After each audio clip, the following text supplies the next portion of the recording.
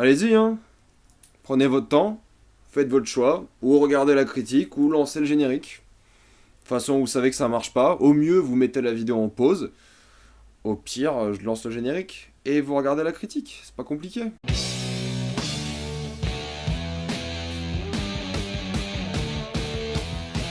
Black Mirror Bandersnatch. Comme d'habitude, ce qui est indiqué dans le titre de la vidéo, il n'y aura pas de spoiler, parce que là vous êtes tranquille, après on va tout spoiler. Si dans les deux prochaines vidéos vous me remarquez avec les cheveux longs, c'est normal, j'ai filmé les pires films et les meilleurs films de l'année avant de faire cette vidéo, donc j'aurai les cheveux longs et je serai en costume, mais maintenant j'ai les cheveux courts parce que je me suis coupé les cheveux. Je vous dis juste ça pour que vous soyez pas étonnés. Au début, je voulais faire 3 vidéos différentes, une que vous regardez en ce moment même qui sera genre l'intro, et faire 2 vidéos non répertoriées pour vous lancer dans 2 vidéos différentes, mais vu que les gens qui font de la facecam sur YouTube sont des gros paresseux, j'avais pas envie de le faire. Non, en vrai, je voulais le faire, mais j'ai pas trouvé d'idée de 2 vidéos différentes. Du coup, ce que je vais faire, parce que c'est un film compliqué et chiant à critiquer, vu que c'est un film interactif, je vais parler du film en première partie, des acteurs, de la thématique, des personnages, de la mise en scène, tout ça. Et dans la partie spoiler, comme d'habitude, je vais parler de tout. Et quand je dis de tout, c'est que j'ai fait tous les choix. Tous. Ça m'a pris 4 heures. Au moins, c'est un moyen intéressant et intelligent d'empêcher le piratage. Le mec qui pirate cet épisode n'a rien compris. Pour ceux qui ne le savent pas, Black Mirror Bandersnatch est un film interactif, c'est-à-dire que vous avez des choix à faire pendant le film. C'est sur Netflix, c'est un épisode spécial de Black Mirror. Tous les choix que vous avez à faire sont chronométrés. Ce sont uniquement des choix binaires, c'est-à-dire que vous avez l'option entre un choix A et un choix B. Certains choix vont être complètement inutiles. Choisir vos céréales, ça ne sert à rien, ça ne change en rien l'histoire. Certains choix au contraire vont vous mener vers un game over. Il y a un état de game over qui vous fait revenir en arrière. Et certains choix vont vous mener vers une fin définitive de l'épisode. Et il y a certains choix que vous faites qui font répéter l'histoire. C'est-à-dire que lorsque vous êtes en état de game over, entre guillemets, vous allez avoir un débrief de tout l'épisode. Et en fonction des choix et de l'état du game over, vous allez avoir un montage qui résume l'épisode de différentes manières. Avec certaines scènes qui vont être rajoutées dans certains cas. J'en parlerai plus en détail en spoiler. L'histoire de cet épisode spécial de Black Mirror est assez simple au final. C'est l'histoire de ce personnage appelé Stéphane qui veut créer un jeu adapté du bouquin Bandersnatch. Bandersnatch qui est un bouquin de Choose Your Own Adventure, donc en gros c'est un bouquin interactif. C'est le genre de bouquin que vous lisez qui vous dit d'aller à la page X ou à la page Y, et lui il veut adapter ça en jeu vidéo. On est en 1984, donc les jeux vidéo c'est vraiment le début. Il n'y a pas trop de jeux vidéo à choix ou de jeux vidéo vraiment interactifs. Il va donc aller présenter son projet à une boîte de jeux vidéo qui est très connue et très réputée dans le domaine. Il va rencontrer et le PDG de la boîte qui va lui donner le temps de développer son jeu. D'ailleurs ça c'est un choix qui arrive quoi qu'il arrive, c'est-à-dire que si vous acceptez de développer le jeu, vous allez en état de game over. Si vous refusez de développer le jeu dans leur studio, vous allez continuer l'histoire. Donc il y a entre guillemets des faux choix qui t'obligent à faire certaines décisions, alors que plus tard dans l'épisode, vous allez voir dans la partie spoiler, il y a des choix qui changent la fin. Même si, une critique que je peux faire dès maintenant à l'épisode ou le film comme vous voulez, la manière dont on arrive à la fin est différente. Les fins en soi sont les mêmes parce que la morale est la même. Donc même si l'esthétique de la fin est différente, la fin en elle-même est la même. Donc vous avez toujours l'œuvre elle-même qui se finit tout simplement. Donc la question à se poser c'est est-ce que ce genre de film est utile vu que c'est la même fin, pourquoi ne pas juste regarder un film? Et la deuxième question à se poser c'est est-ce que ce schéma avec toutes les possibilités est vraiment viable? Vous voyez que c'est une sorte d'arbre labyrinthique, vous avez plusieurs choix qui vont être imbriqués, qui vont revenir sur d'autres choix, enfin bon c'est un gros bordel. La question à se poser que moi j'aurais peut-être préféré pour un film interactif, ça aurait été une sorte de version des choix en arbre. C'est-à-dire que vous avez 2 choix, puis ces 2 choix donnent 2 autres choix, 2 autres choix, 2 autres choix. Donc à chaque fois vous avez des fins différentes. Parce que l'intérêt de faire un film interactif, même si celui-ci est plus un test qu'autre chose, c'est d'avoir des fins différentes. Parce que c'est possible d'avoir la même morale en ayant des fins différentes. Là la morale est la même, mais les fins sont quasiment les mêmes aussi. J'aurais personnellement préféré un film interactif où les choix sont complètement différents et peut-être qu'ils changent la morale s'il faut. Parce qu'au final c'est pas vraiment un film, c'est pas vraiment la vision d'un auteur, j'ai envie de dire. Même s'il y a des thématiques qui me font penser que c'est la vision de Charlie Brooker, au final ça reste un test et ça reste une sorte d'expérience entre guillemets méta qui te met toi en tant que spectateur mais participant à l'œuvre qui se déroule sous tes yeux. Encore une fois, on va en parler en spoiler, mais en vrai il y a rien qui se fait de ce film un grand film ou un grand épisode. C'est juste une expérience intéressante parce que les personnages sont pas spécialement attachants. Il n'est pas attachant grâce à l'histoire, mais il est attachant grâce à l'une des options que vous pouvez prendre par rapport au personnage. C'est une manière différente de faire un film au final. Les autres personnages sont pas non plus attachants parce que tu t'en fous un peu, tu t'en fous de l'histoire, tu t'en fous qu'ils réussissent. Toi, ce qui t'intéresse, c'est de voir où est-ce que tu peux pousser à bout ce personnage de Stéphane. Il y a plein de choix qui vont être faits par rapport à son passé, sa mère, par rapport à sa vie actuelle, le jeu et son père, et plein de choix par rapport à Colin, l'un des développeurs de cette boîte. Niveau mise en scène, il y a un passage assez intéressant où il y a du LSD qui est pris en compte. C'est l'un des passages que vous pouvez ou pas avoir d'ailleurs. C'est le seul moment de mise en scène assez intéressant, les acteurs sont plutôt bons, la musique est efficace, il y a un vrai jeu sur la photographie et surtout sur l'intensité des lumières. En fonction des scènes, on va mettre plus ou moins de lumière, et il y a un vrai jeu sur la répétition, sur le format, sur l'editing, vu que c'est un film interactif, et vu qu'il y a des choix qui te font revenir à d'autres choix. C'est difficile de critiquer l'aspect lui-même du film, parce que tout dépend des choix interactifs. C'est fait en tant que film interactif, et j'avouerai que l'histoire est assez intéressante parce qu'elle parle de folie, elle parle de libre arbitre, c'est d'ailleurs la thématique principale, et d'ailleurs l'un des personnages est directement lié à cette thématique, et il faut admettre que je comprends le délire, j'ai trouvé ça sympa, j'ai pas trouvé ça révolutionnaire, et au final, j'ai pas vu l'intérêt de ce truc. C'est un test sympathique, mais pourquoi faire? Parce qu'au final, si tu me racontes la même fin, la même morale, pourquoi faire un film interactif? Autant me raconter l'histoire que toi tu veux te raconter, et en faire un bon épisode de Black Mirror. Cet épisode aurait bien pu marcher en tant qu'épisode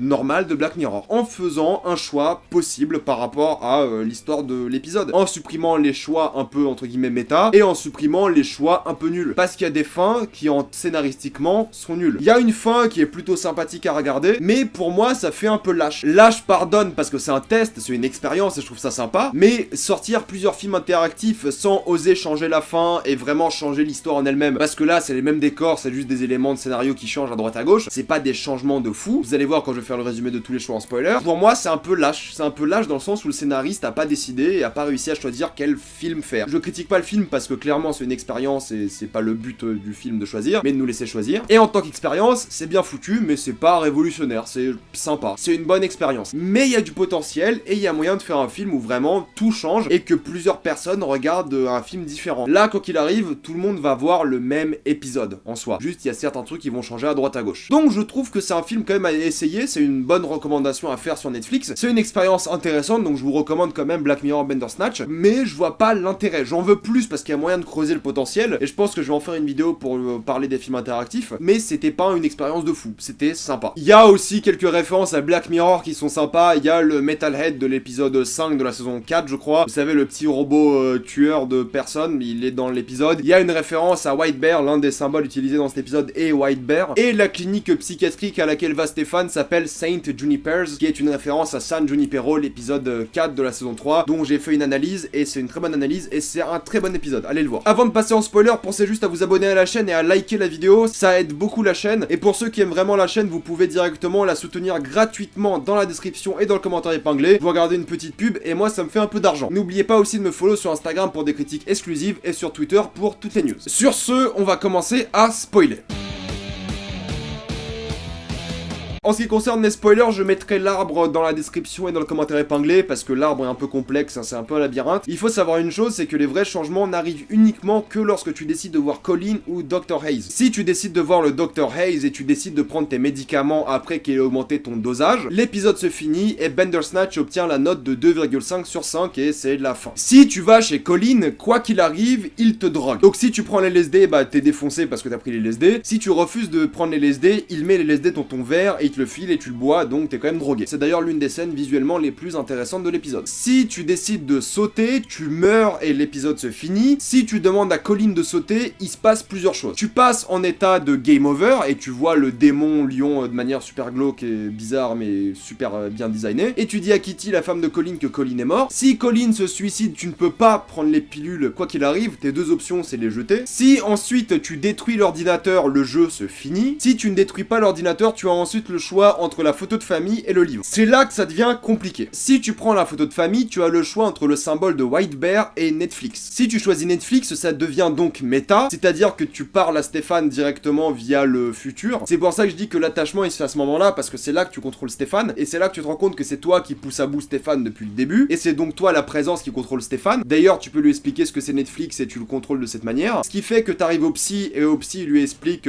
qu'il est contrôlé de cette manière, et que c'est juste pour le divertissement de quelqu'un, quelqu'un. La psy répond de manière assez drôle que si c'était pour le divertissement de quelqu'un, il y aurait plus d'action et ça serait donc plus intéressant. À ce moment-là, ça part en scène d'action et t'as deux options. Si tu sautes par la fenêtre, ou du moins t'essayes de sauter par la fenêtre, l'épisode devient un épisode méta, c'est-à-dire que t'arrives sur une scène de tournage. En gros, Stéphane est un acteur, mais il sait pas que c'est un acteur et il perd la tête, et l'épisode se finit, ou tu décides d'affronter la psychiatre, là où tu tapes le psychiatre et ton père. D'ailleurs, t'as l'option de frapper ton père dans les couilles ou lui foutre un coup dans la nuque. Si tu as attaqué la psy, tu reviens au choix initial et tu choisis donc White Bear, parce que t'as déjà choisi Netflix. En choisissant White Bear et en refusant de tuer ton père, tu as un game over et du coup tu recommences et tu rechoisis White Bear. Si tu tues ton père et que tu l'enterres, il y a un coup de fil qui a lieu et on te demande où est-ce que t'es avec ton jeu parce que c'est ta deadline et Stéphane est censé avoir rendu le jeu et Stéphane demande un jour de plus. Si Stéphane a la permission d'avoir un jour de plus, Colin est envoyé chez Stéphane pour l'aider à programmer le jeu. À ce moment-là, tu as le choix entre tuer Colin et l'épargner. Si tu tues Colin, il comprend parce que le mec est un peu méta et il sait que le libre arbitre n'existe pas et du coup lui-même se propose de se faire tuer. C'est pour ça que Colin connaît un peu la vérité par rapport au jeu parce que lui il est conscient des choix qu'il y a à faire. D'ailleurs à un moment dans le jeu, si vous faites le mauvais choix au début du jeu, c'est-à-dire que vous acceptez de bosser dans la compagnie, Colin va vous dire que c'est le mauvais chemin à prendre et le jeu va recommencer. Et Colin va vous redire encore une fois que si vous faites le même choix que c'est le mauvais chemin à prendre, sauf que cette fois-ci il vous reconnaîtra. Donc Colin c'est un personnage un peu méta qui est conscient du fait que c'est un film interactif, plus ou moins. Mais il sait qu'il se passe des trucs et il sait qu'il a pas vraiment le choix dans cet univers. Que tu tues ou pas Colin, Stéphane se fait arrêter et finit en prison. Si tu tues Colin, c'est Kitty, la femme de Colin, qui vient chez toi il me semble et qui te demande où est Colin. Et il me semble que c'est le chien des voisins qui découvre le cadavre de ton père et du coup tu finis en prison, quoi qu'il arrive. Vous avez bien remarqué que j'arrête pas de confondre moi et Stéphane parce que c'est moi qui fais les choix pour Stéphane mais ça reste Stéphane. Donc si je dis moi ou Stéphane, c'est parce que je confonds les deux parce que fatalement on est la même personne mais on n'est pas la même personne parce que c'est méta donc on contrôle Stéphane et c'est chiant de faire la différence entre nous et Stéphane. Netflix, vous êtes chiant, c'est ce que je suis en train de dire. Par contre, si tu tues ton père et tu le découpes, tu vas au psy et tu expliques à la psy qu'il n'y a pas de libre arbitre et que ça n'existe pas et t'es conscient que quelqu'un te contrôle et Bandersnatch obtient un 5 sur 5. Par contre, toi, tu finis encore en tôle et Pearl Ritman, donc la fille de Colin, découvre le jeu Bandersnatch qui a été retiré de vente dans la maison de Colin quand elle était petite et décide d'elle-même de programmer une version de Bandersnatch pour Netflix, encore une fois, c'est méta. À ce moment-là, tu contrôles Pearl qui a le choix entre mettre du thé sur l'ordinateur ou détruire l'ordinateur. Si tu détruis l'ordinateur, tu repars sur le choix entre couper le daron ou l'enterrer. Si tu jettes le thé, Stéphane se réveille dans ma version devant le coffre-fort. Si le mot de passe est incorrect, on repart sur Netflix et White Bear. Si le mot de passe est Toy, Stéphane meurt devant la psy en s'endormant apparemment. Si le mot de passe est Pac, tu découvres le fichier, la vidéo Trauma Inception où en gros ton père est un scientifique qui t'a manipulé depuis le début et ta vie n'est qu'une mise en scène à la Truman Show. Ce qui te remet au final devant le choix White Bear, mais cette fois-ci c'est pas Netflix mais Pax. Que tu choisisses White Bear ou Pax, on te remet devant le fait de découper ou enterrer ton père. Si tu le découpes, bah tu retournes à l'intrigue où tu le découpes. Si tu l'enterres, Stéphane appelle la secrétaire de sa psy, lui avoue le meurtre de son père et se fait arrêter par la police. Et l'épisode se finit. C'est un peu compliqué, ça fait mal au crâne, j'ai sûrement oublié des options. J'ai fait tout le jeu tout seul, ensuite j'ai essayé de me réorienter par rapport aux différents guides que j'ai vus sur internet. Mais en gros, la fin reste la même, c'est que Stéphane est puni quoi qu'il arrive. Colin ne survit que dans une seule des situations, c'est celle où Stéphane décide de ne pas le tuer. La psy s'en sort quoi qu'il arrive. Il y a deux fins méta, donc celle avec Pearl qui développe le film interactif pour Netflix, et la fin méta où tout ça n'est qu'une scène de tournage dans la vraie vie. C'est un peu compliqué, ça fait un peu mal au crâne. Vous voyez qu'au final les fins sont les mêmes, il n'y a pas trop de différence, et c'est juste une expérience sympa à voir, et ça sert à rien de se faire toutes les versions comme je me suis fait, parce que rien ne change fondamentalement, et moi j'ai un peu perdu de temps, mais je l'ai fait pour cette critique parce que j'avais envie, et je vais sûrement pas le refaire, et j'étais curieux de comment ça marchait. C'est long, ça prend du temps, et ça peut être sympa de le refaire plusieurs fois les choses, mais c'est vrai qu'en général quand tu fais un truc interactif, que ce soit un jeu vidéo ou pas, tu fais les mêmes choix, parce que t'es toi, tu vas pas changer tes choix juste par curiosité. Si tu fais les choix qui viennent du cœur, tu feras toujours les mêmes, sauf à grands intervalles de temps évidemment, sinon ça reste un épisode sympa et je vous le conseille. Mettez-moi dans les commentaires ce qui s'est passé dans votre épisode, dites-moi si vous avez adoré ou détesté cet épisode, comme d'habitude dans les commentaires, et comme je vous l'ai dit plus tôt, abonnez-vous à la chaîne pour plus de vidéos, likez cette vidéo, et si vous aimez la chaîne, pensez à me soutenir gratuitement sur Utip en regardant une petite pub, ça sera dans le commentaire, épinglé et dans la description. Suivez-moi sur Instagram pour des critiques exclusives, sur Twitter pour toutes les news, et moi je vous dis à la prochaine fois, salut à tous.